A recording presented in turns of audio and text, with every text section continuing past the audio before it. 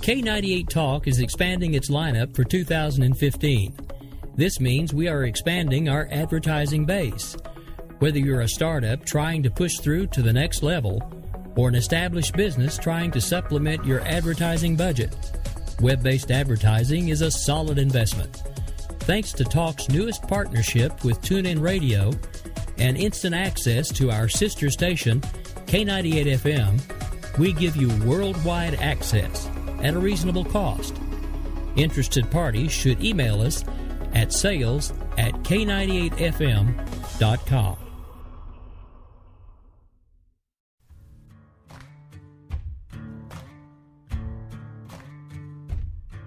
K98Talk.com, a leader in internet radio. So grab your seatbelts and take the ride of your life on K98Talk.com.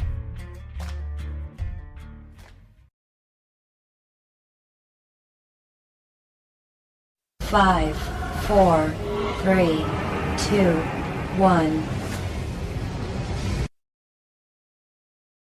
We will keep this promise to the American people.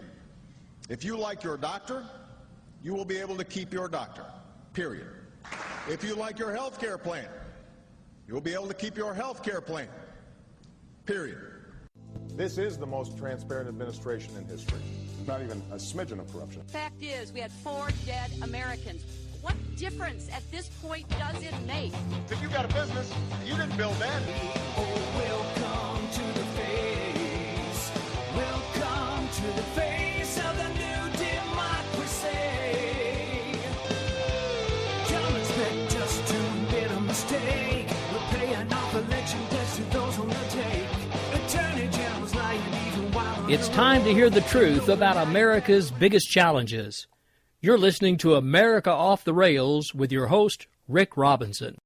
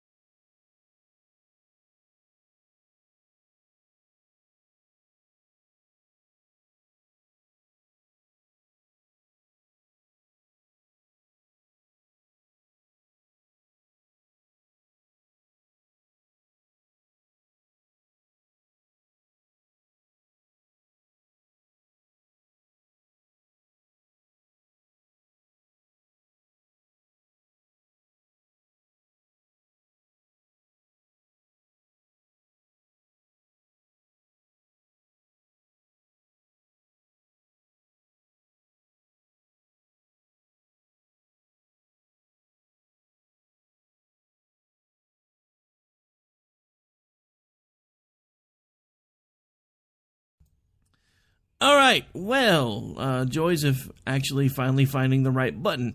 Good evening, ladies and gentlemen. This is America Off the Rails. I'm your host, Rick Robinson, and for about the last 30 seconds, you've heard dead air. However, that will be going away for the podcast version. So some of you will be listening later and going, what is he talking about? Anyway, I'm not one of those guys that's like, oh, everything has to be spot on, always have to keep it perfect. Look, this is how I roll. I try not to make mistakes as much as possible, but when I do, and especially when I know people are listening live, like I'm pretty sure I've got a few of you doing now, I want to say, I messed up. We're going to move forward. Anyway, so what I was saying when you couldn't hear me, in other words, what had happened was, basically, this is what we've got going on tonight. Steve Long, host of Liberty Unfiltered, who's been a part of the Spark Radio Network for a very long time, in various iterations as we've grown and changed. He's always been a part of the group. But for a while, he actually branched out. First, he went over to War, and we helped him kind of keep things together while he was over there. Then he went over to Vigilant Liberty Radio, and we've been airing him the entire time. Sometimes on the nights that he aired live, other times as a replay. And then this last week, I was contacted and said, I kind of miss being on K98 Talk full time. So how would you feel about me coming back? So, I have an announcement to make for any of you who haven't checked out the weekend programming. Mr. Steve Long, host of Liberty Unfiltered, has come home to K98Talk.com, and he will be on with us live just after this show ends. So, Tonight, you have me for now a little less than an hour, since I spent a couple minutes talking to myself. And then we have Liberty Unfiltered. Then we have For the Change Up for the night. A little bit of a word and play there. I think they're going with that because it's opening day for baseball. At least that's what I'd like to think, since I happen to be a baseball fan. The Real Serious Nonsense crew will not be on this evening. However, they will have in their place the new group that is going to start being here live every Tuesday night starting next week. And then we have Daniel Stafford, the man with the plan, batting cleanup as he always does every Monday night. Gonna bring everybody home. Alright. See, you like what I did there? Opening day, baseball references, just saying. Okay, so anyway, like I was saying, we have a lot of things, or actually I was saying it, you didn't hear it, but we have a lot of things that we're going to talk about tonight. Some of them we have talked about before, others not. I still have to say, my biggest concerns right now are kind of still close to home with the recent storm damage and the fact that we may have round 2 again this week from what the meteorological type folks are spouting off about. It may happen again. Now, that being said, the title of the show this evening is What a Difference a Year Makes. And I say that for several reasons, and we're going to kind of go through them piece by piece. One of them is about this same time last year, there were these same kind of storms. Big tornadoes, lots of damage. And the president and the governor of Oklahoma made this big deal about how they were going to get relief efforts and blah, blah, blah, yada, yada, yada. So, fast forward nearly a year later, first the governor says, not so sure about any storm damage relief for these because they may not be as bad as some of the ones we've done before. And now the White House, of course, has stepped in and said, yeah, no storm relief at the federal level for Oklahoma. So, that's going to make a public service announcement that we will be playing here at the bottom of the hour a lot more important, because we're going to need your help, especially if you are from the Oklahoma area and not affected by the storms. Of course, if you have been affected by the storms, nobody expects you to do much of anything, but if you can help, please do. And we'll have a public service announcement here in a little bit that will explain exactly how you can help, should you choose to do so. So, that's my gripe number one. Is, when everybody's all looking for airtime and FaceTime and time out in front of the public, oh yeah, we'll give you whatever we need to give you. Let's just get it done. Let's help you. Let's make sure everything's going okay. And then when there's other things going on in the news, oh, nope, can't help you now. That's fine. We're Oklahomans. We'll get it done. Especially Moore. I've spent several years in Moore. I don't live there now, but I have. And I've been in that area. And a lot of things that folks say here about them are true. They've basically become a town of first responders because they just do what needs to be done. They know what needs to be done, and they go out and they get it done. So Moore will survive. They will rebuild regardless of whether they get any state or federal help. And that's just pretty much all there is to it, because they take care of each other down there. That's one of the things that a lot of you folks that call us flyover, you never really get. We like the help when it's there, and we'll take it. But if we need to, we know how to take care of each other. That's alright. So y'all stay in your little bubbles, and you just pretend that we don't exist like you always do, and that we don't matter, and we're going to rebuild, and y'all in DC can suck it. I'm just saying. Because we're always the first ones to donate our electrical crews. Anytime there's ever any problems anywhere else in the country, guess where we go? With our crews, with our folks. And then when we need y'all's help, no. But that's okay. So like I said, it's not even really so much that we needed your help, because we can do it without you. So, not sure what point you were trying to prove by turning down the old government aid there, but we'll get over it. Not a big deal. Okay, speaking of what a difference a year makes, I got a clip I want to play here, and then we're gonna laugh and point and make fun, because it's just what I do.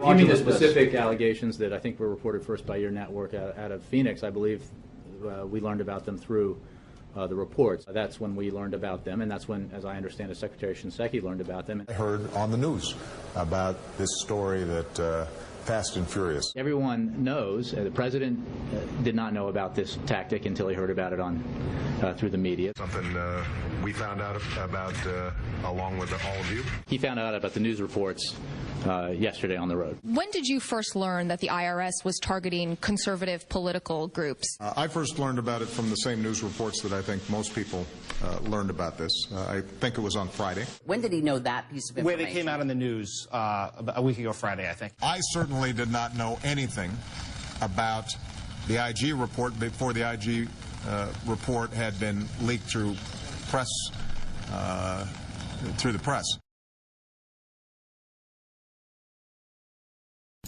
All right, so that's a montage of a lot of different clips. Some of them over more than a year, but some of them, about a year. So again, what a difference a year makes, because I say this, but, this is what Obama's saying now. Let's listen to this one, shall we? I think he says it in this one, and if not, I know what he says so we can go over it, but I'm pretty sure it's in this one. Today, after many months of tough, principled diplomacy, we have achieved the framework for that deal. And it is a good deal, a deal that meets our core objectives. This framework would cut off every pathway that Iran could take to develop a nuclear weapon. Iran will face strict limitations on its program, and Iran has also agreed to the most robust and intrusive inspections and transparency regime ever negotiated for any nuclear program in history. So this deal is not based on trust. It's based on unprecedented verification. Many key details will be finalized over the next 3 months, and nothing is agreed to until everything is agreed. But here are the basic outlines of the deal that we are working to finalize. First, Iran will not be able to pursue a bomb using plutonium because it will not develop weapons-grade plutonium. The core of its reactor at Arak will be dismantled and replaced. The spent fuel from that facility will be shipped out of Iran for the life of the reactor. Iran will not build a new heavy water reactor, and Iran will not reprocess fuel from its existing reactors, ever. Second, this deal shuts down Iran's path to a bomb using enriched uranium. Iran has agreed that its installed centrifuges will be reduced by 2/3. Iran will no longer enrich uranium at its Fordo facility. Iran will not enrich uranium with its advanced centrifuges for at least the next 10 years. The vast majority of Iran's stockpile of enriched uranium will be neutralized. Today, estimates indicate that Iran is only 2 or 3 months away from potentially acquiring the raw materials that could be used for a single nuclear bomb. Under this deal, Iran has agreed that it will not stockpile the materials needed to build a weapon. Even if it violated the deal, for the next decade at least, Iran would be a minimum of a year away from acquiring enough material for a bomb.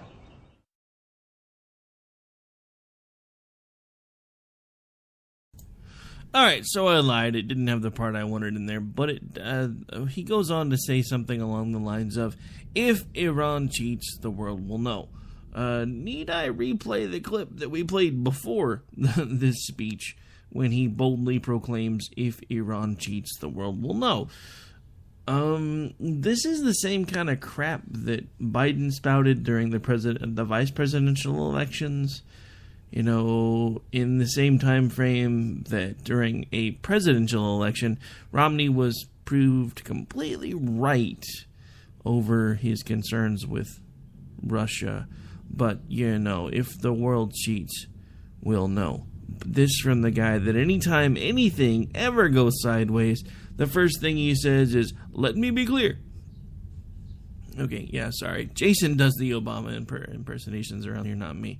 But basically, you know, it boggles my mind. Anything that ever goes sideways, the first thing the man says is, well, I didn't know anything until you did.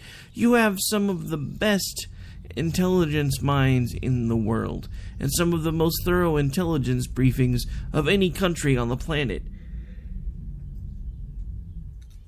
And your favorite go-to phrase is, I'm sorry, I didn't know anything about this until I heard about it on the news. So you really expect us to believe with everything, and I do mean everything that has gone wrong in your administration, that you really think, one, this is a good idea, and two, that honestly if they cheat we're going to know, because here's the thing you're not telling anybody, they've already cheated. There was a preliminary agreement to the agreement. They violated the preliminary agreement while we were fleshing out the agreement that we have now that isn't even the finalized agreement yet.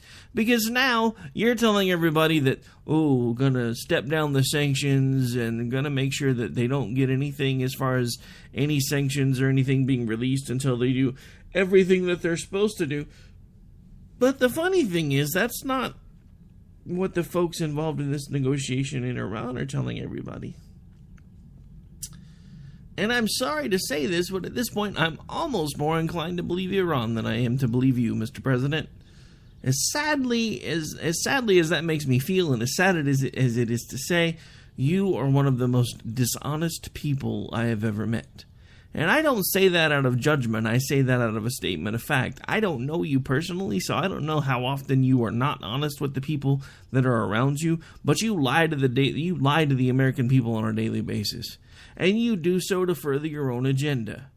And that, sir, disturbs me, because you stand in front of a podium, looking at a teleprompter that tells you what it is that you need to say, and I'm wondering, who wrote those words for you? Did you have any input in them at all, or are you just spouting what other people tell you to say? Because I will tell you the one thing that concerns me more than anything about this entire Iranian deal, Mr. President.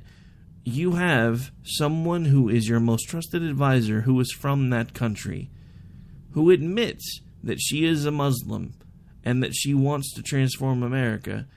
And I honestly am starting to think that is part of what you want to. Whoever takes your place, Mr. President, provided they get a chance to do so, they are going to have to work so many years to undo the damage that you have done to this country. And it's disturbing how quickly you have done what you have done. I never in my lifetime thought I would see things as far as race relations go so far back that now I feel like we're living pre-1960s civil rights movements. I really do, and I'm a white guy.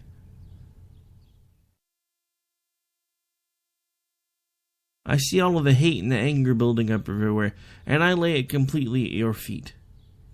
You, the administration, this Congress, your Attorney General, you are all at fault.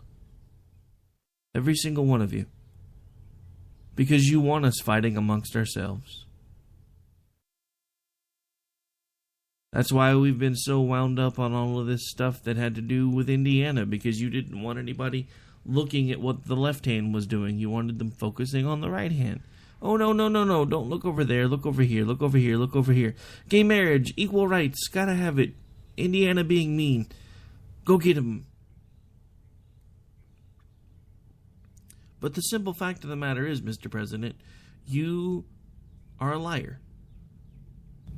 Someone shouted that out during one of the State of the Union addresses and was lambasted for it. But at this point, after nearly 7 years, I agree with the original assessment. You, sir, are a liar. And I don't say that lightly. I don't say that lightly at all, because no matter what, I want to still, at least if nothing else, even if I cannot have respect for the man holding the office, I still want to have respect for the office. The office means something. The oath you took means something, and you piss on it every day. You spit in the face of the American people every day with the policies that you are passing with a pen and a phone. Every day. The people that have died, shed blood, given limbs, spent years and months away from their families to keep us safe, to keep us out of harm's way. And you are pissing on their memories. And I, sir, for one, have had enough. I don't delude myself with the fact that you're ever going to hear this message. But it doesn't stop me from saying it anyway. You, sir, are a failure as a president. You are a liar, and you are an immoral human being because you have not done a single thing that you said you were going to do, save one. You have fundamentally changed America. You have transformed her. You've changed her into something that I don't recognize anymore. And it's time for those of us who remember what America once was to find ways to stand up and fight. And when I say that, I don't mean to pick up arms. I mean there are plenty of us that have the same concepts and the same ideas of what America should be. And that's going to be regardless of party affiliation. There are always going to be things that not even every Republican agrees on the same thing. Not every conservative agrees on the same thing. Not every liberal agrees on the same thing. But the simple fact of the matter is, if we'd stop fighting with each other and stop yelling and screaming at each other long enough, we'd realize that we have more in common with each other than we do these idiots. And that goes for this president, because he has not done a single thing that he said he was going to do. I mean, just before we take the break, I've got something that I want to play that just kind of sums everything up that I'm talking about today. And it does it in a little bit of a funny way, anyway.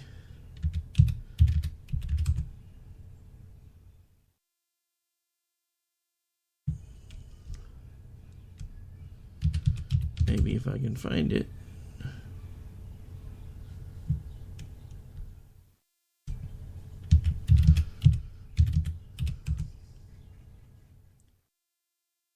There we go. I think that's what I'm looking for.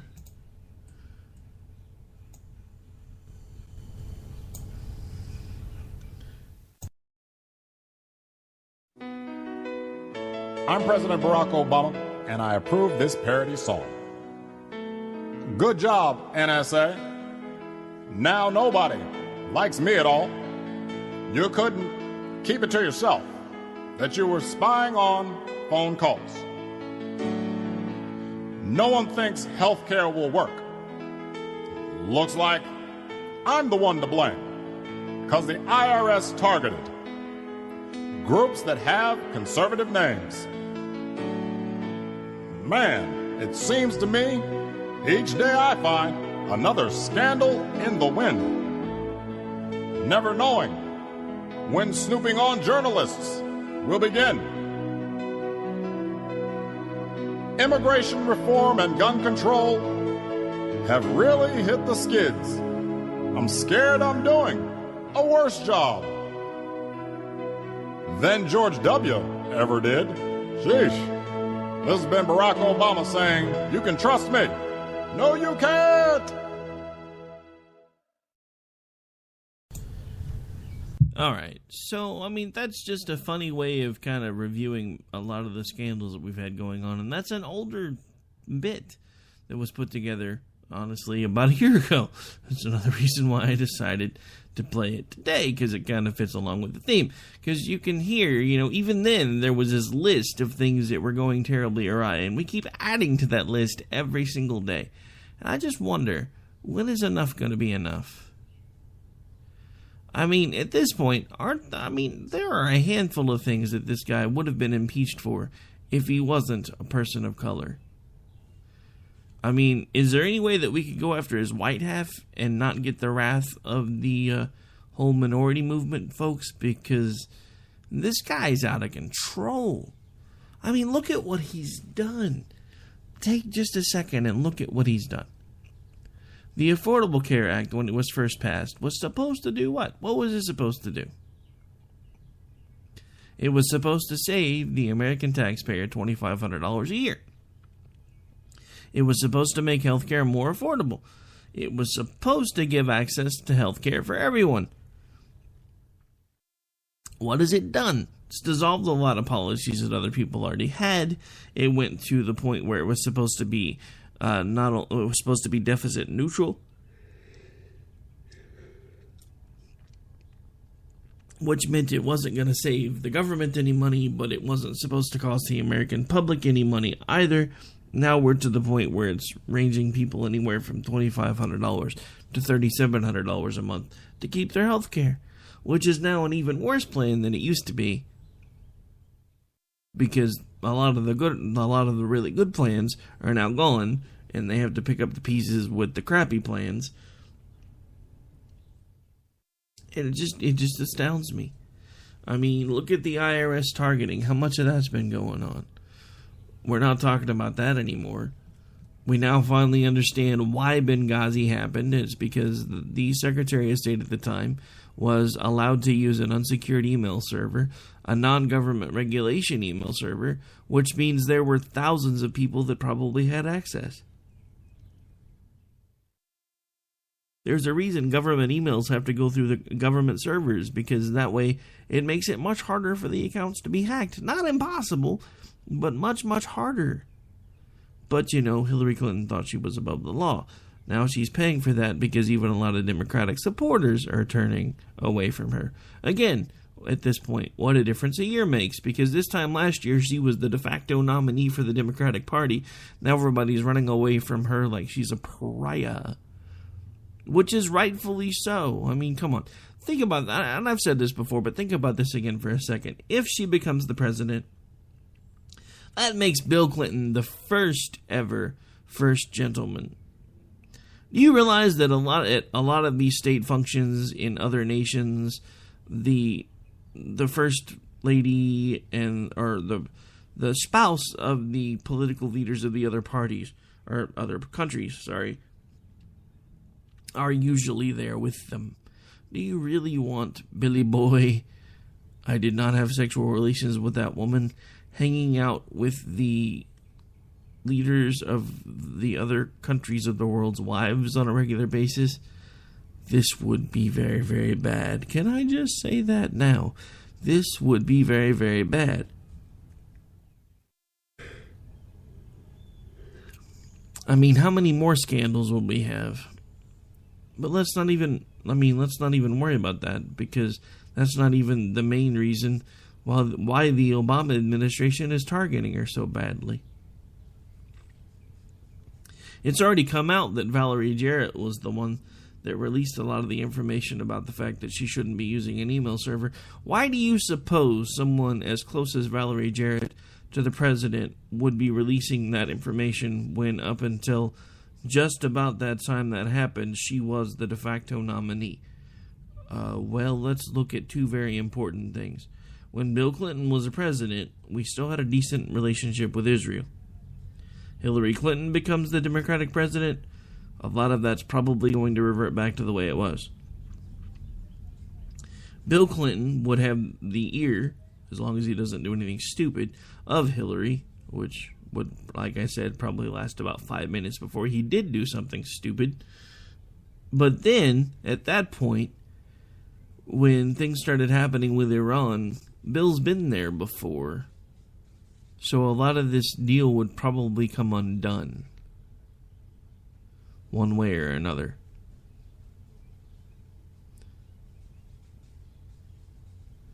I mean, and I've said it before, I cannot stand Bill and Hillary Clinton, but at this point, if anybody was going to win last time, in 2008, I really, really, really wish that it could have been her, as opposed to who we have now. He's run everything into the ground. They're not even counting most of the unemployed people anymore, because a lot of them have given up looking. The food stamp rolls have skyrocketed. Even over the last year, the people going on to food stamps have skyrocketed. The people filing first-time claims for Social Security disability have skyrocketed, even over the last year. Because their unemployment's running out, and they're being told, oh, you have a migraine or you have this problem, we can probably get you help from the government. Again, all of this has really gotten a lot worse within the last year. I mean, it's always been there, but it's gotten a lot worse. All right, so it's about time to take a break, then a few other things I want to talk about, and then we're going to talk about some of the other stuff going on the other side of the political equation that is also a lot different than what's been going on, or a lot different, or what a difference a year makes on that side of things, because some of it good, some of it bad, and then we'll just have to talk about it and sort our way through it. All right, so we're going to have to take a break here in just a moment. We'll be right back, ladies and gentlemen.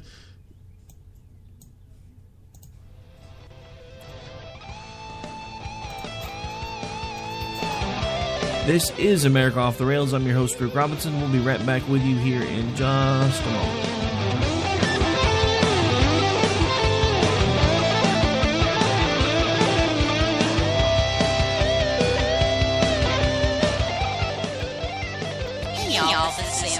Also known as The Bunny, and you're listening to America Off the Rails.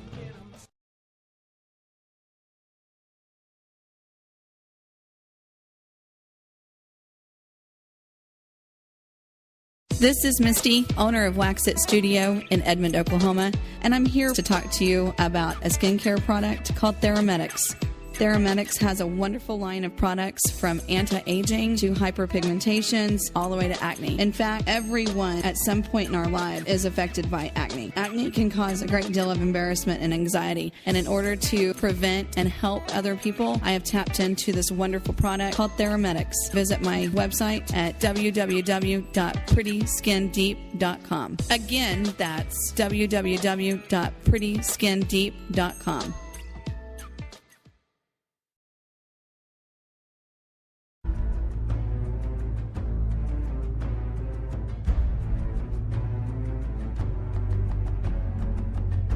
This Monday night, Liberty Unfiltered returns to K98 Talk's awesome lineup. This week, host Steve Long welcomes back to the show Liberty.me CEO Jeffrey Tucker to discuss practical anarchy. Want to learn how to apply anarchy to your daily life? Then tune in at 7 p.m. Central for Liberty Unfiltered on K98 Talk and the Spark Radio Network.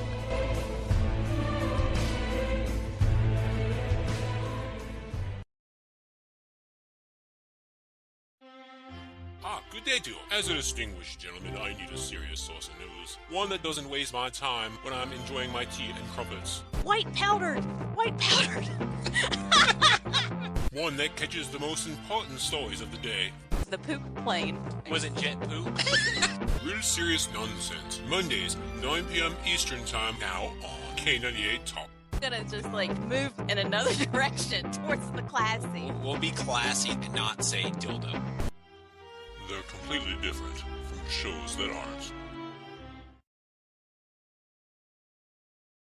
Tornado season has once again arrived in the Southern Plains. Moore, Oklahoma, a suburb of Oklahoma City, has seen its share of Mother Nature's power. Southgate Elementary School in Moore suffered heavy damage after severe weather hit the area. Debris everywhere, a roof destroyed, and a community left once again picking up the pieces. Southgate Elementary took a direct hit in Wednesday night's tornado. About 10 classrooms at Southgate Elementary in Moore have either structural or water damage. Citizens can help the rebuilding process by donating to Southgate teachers as they work to request the items they need to rebuild their classrooms. Please help by going to DonorsChoice.org. This organization helped raise $600,000 for the Moore community after the May 2013 tornado. Also, contact your local Red Cross chapter. This has been a public service announcement from your friends at K98Talk.com and the Spark Radio Network.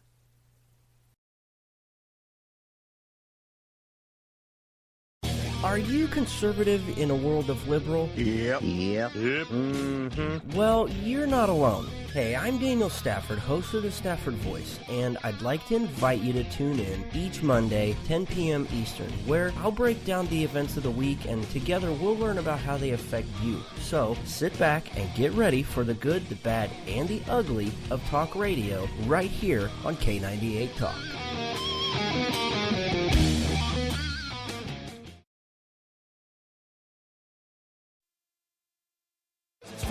phone calls. We got a pen and telephone to bypass all your laws. Political correctness will replace the Bill of Rights. Support religious freedom, lest you pray to Jesus Christ. The press is in our pockets cause it's no longer free. You cannot make a move now that the NSA can see. Don't expect equality, respect, or fair play. The IRS will target those who vote the wrong way. Welcome to the place. Welcome to the place. All right, folks, we're back. We're live. We are into the last half of America Off the Rails already. Where does the time go? I mean, I know I do this show a lot, but it just seems like every hour goes by quicker and quicker and quicker. I know some of you are like, yeah, it seems that way to me too, and we're glad when it's over. And then others of you are like, every hour of your show goes on for an eternity. Just turn it off. Nah, well, you can turn it off. You know how to do it. All right, since we didn't do this at the beginning of the show, mainly because I got verklempt and stuff, if you are tuning in for the first time, there are several places you can find this particular brand of mayhem and madness, and that is the America Off the Rails show. We are featured every time we're live on K98Talk.com. We are also featured on that station's TuneIn feed, so you can go to TuneIn, search K98Talk.com, click favorite, follow along. Anytime anything's on the server, you'll be able to hear it there. Most of the time in the evenings, we have gotten to the point where we are live. Other times, you'll hear replays, but there is always something on, and we are adding new programming every day. I say we because not only am I the host, but I am also the programming director here. So, anything you like, it's a lot of it has to do with me. Anything you hate, I blame the general manager. Still ultimately his decision, but yeah, I'm the one that finds it all. No, I'm just playing. All right, so anyway, of course, so we have that. Then, of course, this show is on Spreaker. You can always go to the Spreaker page or Spreaker app on your phone. Search K98 Talk. You'll find us there. Click follow. You'll get updates every time a show goes live. Also, if they're in our schedule there, you will get an update every time they're there. I have to admit, I do need to update that little feature because we've been adding lots of stuff and I haven't been doing that. So it's not working as well as designed, but it is still working. Then, of course, I am on iHeartRadio. Most of the time, you can only find this show there for podcasts, however. Also available through Stitcher, also for podcasts. So, last but not least, this show does have its own app in the Android market. Sadly, it was put together before I understood exactly how all of that really worked. So if you just try to search America Off the Rails, you're going to get all kinds of different apps. None of them are the one tied to this show. So you will need to put America Off the Rails in quotation marks. Nobody told me that I needed to include my name as the host to make it easier to find until it already submitted. And then they were like, yeah, sorry, we can't fix that now. So anyway, those are all the different places you can find the show. Now places you can find me, that would be Twitter, _R_OKC. I also do happen to have a LinkedIn account that I just started. Just Rick Robinson at LinkedIn. Also, there's another one that I just started, but I can't ever think of the name of it because I barely ever use it. So we'll not worry about that one for the moment. Also, we have Facebook, www.facebook.com/Rowdy Ricky Robinson. You can also find show pages for both America Off the Rails and Finding Common Ground on Facebook. The Finding Common Ground one is one of the pages that started it all, so it's a little bit different. We started the page before we started the radio shows. So that's www.facebook.com/Common Ground political page. Then if you search America is Coming Off the Rails, you'll find the show page that basically is kind of a slightly different take than I take on the show. I'm a little bit more optimistic on the Facebook page that we haven't already gone to hell in a handbasket. On the show, I kind of come from the perspective that we're pretty much already there. And sadly, as things go on, I think the show might be closer to reality than the Facebook page. I say that for several different reasons, and we'll get into those now. There has been an outcry from California and New York to open up the borders. I say this because, a few months back when everybody was having a cow, and rightly so, because Mr. Obama, I know I'm talking about him again, it doesn't make me feel very good either, let's just be honest, but Mr. Obama took out his pen and made an executive order that even Saturday Night Live found incredulous, and decided to make all kinds of stipulations about illegal immigration and how a lot of it shouldn't be illegal anymore.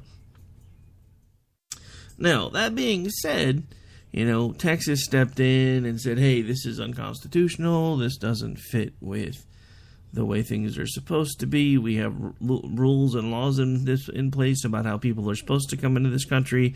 We have them for a reason. That's the part nobody really wants to talk about. We have these rules. Everybody talks about how, nobody had anything like this when the Indians were the indigenous population here. That's kind of the point. We realized too late after the fact that we needed to have laws to protect the people that were already here from people just being able to randomly come in and start trying to take crap over. And what do you think has been slowly going on? Well, in the show with a clip that I've got that proves my point, just saying. But yeah, so anyway, I think actually one of them might have been the governor of California, actually saying that the borders needed to be allowed to be opened.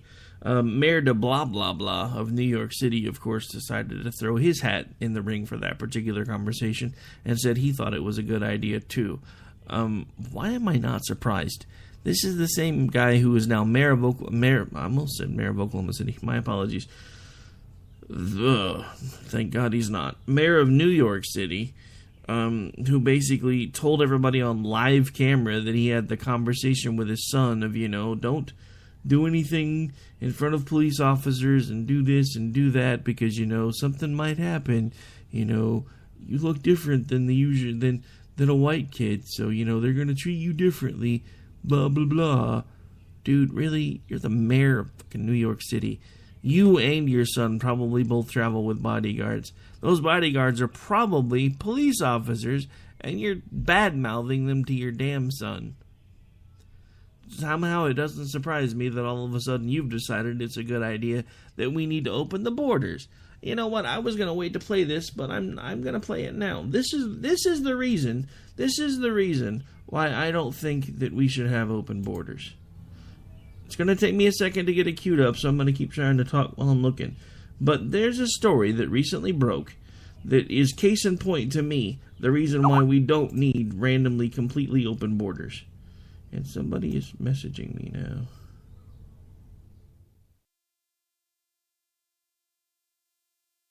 And just a second, let me get this queued up. Maybe. 2 women are under arrest in Brooklyn. They're charged with planning to build a bomb, possibly with some sort of connection to ISIS. I want to bring in CNN's Jason Carroll here in New York, who's been working this story. Yeah. I just got the complaint. All I just saw were 2 names and the willfully conspiring to use a weapon of mass destruction, and I think these women are in big trouble. Big trouble. Let's go through as much as we can. Just getting the complaint now. 2 women identified. Noel Valencias, 28 years old. Asia Siddiqui, 31 years old. Both of them from the United States, roommates. They live together in Queens. U.S. citizens. U.S. citizens, according to this complaint here that we've been reading through. Both of them, according to the complaint, knowingly and willfully conspired to use a weapon of mass destruction.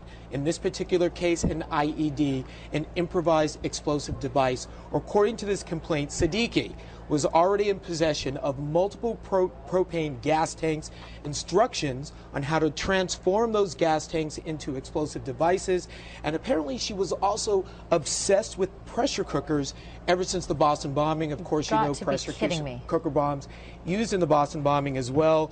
And reading through this complaint, some of the points that we found interesting, Siddiq had been in contact, apparently, with members of al-Qaeda in the Arabian Peninsula. The goal was to blow up and use bombs from afar rather than conduct a suicide bombing. And also to, according to the complaint, another goal was to make history. Obviously, these two women influenced by ISIS, by the internet and through other means as well. It goes through a lot of detail here, allegedly going to a local Home Depot, to pick up a lot of their materials. No one was ever in any danger, though. I mean, this is always made very clear by the FBI that when they make these arrests, they say almost first and foremost, no one was in any danger. Not yet. We got at this at the moment that we could. I just want to bring up that back in 2010, if you remember, a gentleman tried to set off a bomb in Times Square. Right. It didn't work. It was found smoking. And I can tell you this, these are the same charges. He was facing a 10-count indictment, and he was sentenced to life in prison. He pleaded on this one. This is very, very serious. These women could be in a lot of trouble. It's the same charge as Jahar Tsarnaev, except the resulting in death part, which, by the way, he is facing the death penalty. And the same type of influence. Influenced by Al-Qaeda, influenced by ISIS, wanting to make history, wanting to make a statement. That's what we're finding in this complaint as well, allegedly about these two women. One of the other things that I found interesting is when you look through the amount of time that was spent on the investigation, undercover investigators working on this for more than a year. They've been watching them. For more than a year. All right, so I don't think this clip said part of what I was hoping it was going to say either, but I saw another news clip where apparently one of these ladies was quoted as to saying, "I'm not sure why everyone keeps trying to go back overseas to the Middle East to help with ISIS when there are all these targets of opportunity right here in the United States of America, and this is where the attacks should be occurring. That is the reason we shouldn't have open borders." You know, whether you like the concept or don't like the concept, and by open borders, I'm not necessarily referring to what a lot of other countries have, where people can basically just come and go as they please, but there's still security involved. We don't even have that. There's no security anymore. The Obama administration has hogtied everybody that has anything to do with immigration and custom performance, the border, custom enforcement, the border patrol, all of it. They don't have any work or room to work at all anymore. And again, that's, one of those things where, again, year by year since he's taken over, that's gotten worse and worse and worse and worse. And now we're starting to hear about more and more and more attempts at terror attacks here at home. That's the reason why we went to Afghanistan and we went to Iraq, was to take the fight to them after they brought the fight to us. And now it's been going on so long, and we've been pulling our punches for so long, that now they're finding ways to come over here anyway because our southern border's freaking porous as hell. I mean, let's look at this logically. There are bases in Iran. Iran has a deal with us, but they're still chanting death to America. So do you really think that if there wasn't a possibility for them to help sneak terrorists into this country by flying them over into bases in South America countries and then having them transported, or however they get up here, they wouldn't do that? I mean, can you honestly really tell me that you don't think that is going to happen? That it probably isn't happening right now, and that it hasn't happened already? I mean, how naive are we as a people? There was something I read the other day and it was a quote from George Carlin. Sadly, some of it was true, but I still think it was on a flawed premise.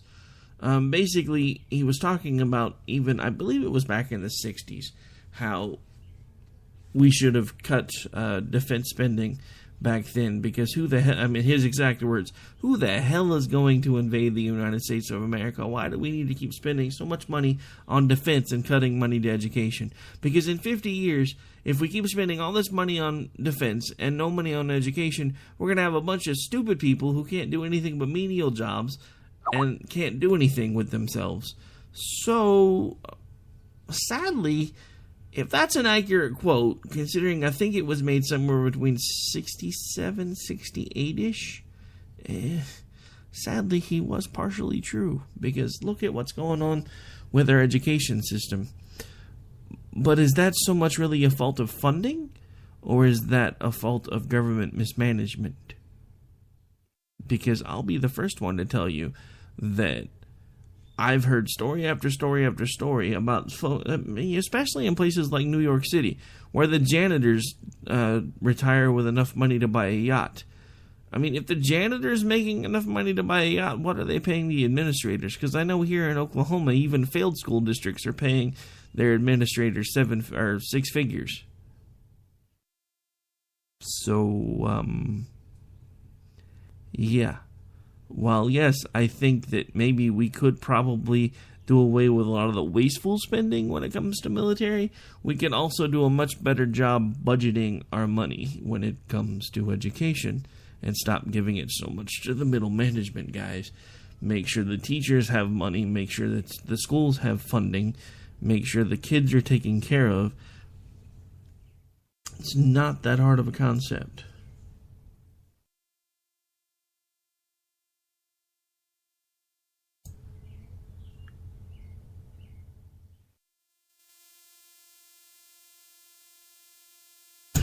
Alright, give me just a second here. I have the host who's coming on behind me is having a little bit of a problem, so give me just 1 second here. I'm going to try to keep talking to you while I'm helping him at the same time. We're just going to see exactly how talented I think I am. Probably not very much.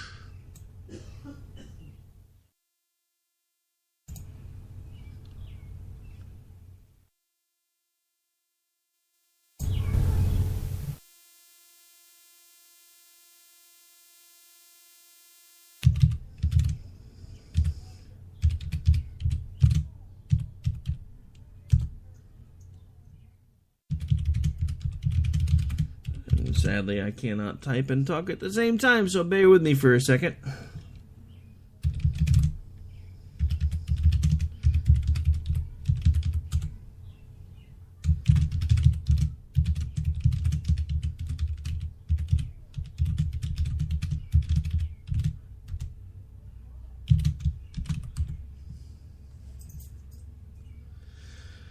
Okay, so anyway, back to the George Carlin quote. Yes, I think he was right. I think we have spent too much money on wasteful things when it comes to defense spending.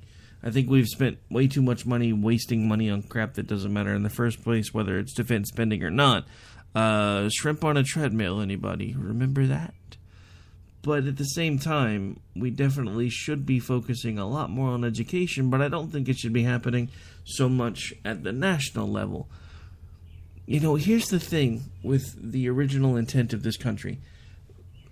The original 13 states, once they became states, were each their own sovereign territory, which basically made them laboratories to try to find how they wanted to get things done and find the best way to get them done. What works in New York City is not going to work in Oklahoma City, but that's what happens when you get a national federal government involved. Do you realize that the federal government didn't even exist for the longest time? It wasn't even called the federal government. It was called the general government. And it had 2 purposes: regulating commerce and defense. That was it. The rest, everything else was handled at the state level. Everything else was handled at the state level. And I'm not saying that there shouldn't be some sort of a hybridization of the two when it comes to certain things, because I do believe that there should be, if nothing else, federal minimums. But the problem is once you set federal minimums, those don't become the minimums, those become the bars everybody's reaching for, because then it becomes, hey, all we've got to do to make sure that we get the federal funding that we need is to get to this point right here, so we're going to do nothing but teach kids how to pass the tests to make sure they get to this point right here. It's all part of the same problem. We are teaching people how to pass tests. That doesn't teach them how to critically think. It doesn't teach them how to make decisions. It teaches them how to pass tests. I'm seeing it in my own home. My daughter is 19. She's 19. She's been out of school for a year. She can't find a job. Been trying to get her to go back to school. She doesn't want to do that either. She went to a trade school for the last part of her high school to learn how to do daycare work. That's what she wanted to do. She can't find anywhere to get it done. We're not teaching kids how to do anything. We're pigeonholing them into a path, and then they're not learning how to do anything else.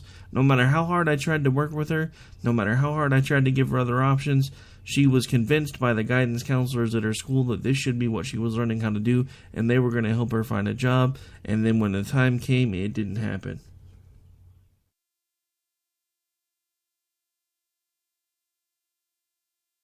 So, again, kind of fits in with the theme of the show, because what a difference a year makes. She did just graduate just about a year ago, and was all happy, bright-eyed, ready to take on the world, thought she had a job lined up. Here we are now, 11 months later, and no job, no prospects, no hope. All because the education system is not teaching kids how to think and how to operate and how to do the things they need to do to survive. They're just teaching them how to pass tests. All right, so that's going to do it for this episode of America Off the Rails. I'll be back with you tomorrow night, live here at the same time. Now, this Friday, we do have special guest Rod Eccles appearing with us again. I do believe he's going to be here for the entire episode. We're going to take that show in a little bit of a different direction. For those of you who don't know, Rod Eccles is a conservative talk show host, nationally syndicated on several different networks. Will be airing here starting soon on K98 Talk as well. But he is also an African American. So for a lot of the hour, I'm going to be getting his perspective on the Ferguson incidents, the repeated incidents there, the incidents in New York City, the outcomes of those incidents, and whether or not he feels that race relations are the same, better or worse since Obama took office. So make sure that you tune in for that one, and I look forward to interviewing with him and hanging out with him for a good portion of the show, if not for the whole thing. But at this point, we're going to have to go ahead and shut everything down, because here in just a couple minutes, we're going to have Steve Long, host of Liberty Unfiltered, with his very special guest. And sadly, unfortunately, his name escapes me for the moment, but you can find the information on K98 Talk, our Facebook page, so make sure you go give us a like there, and he will be with us in just a moment.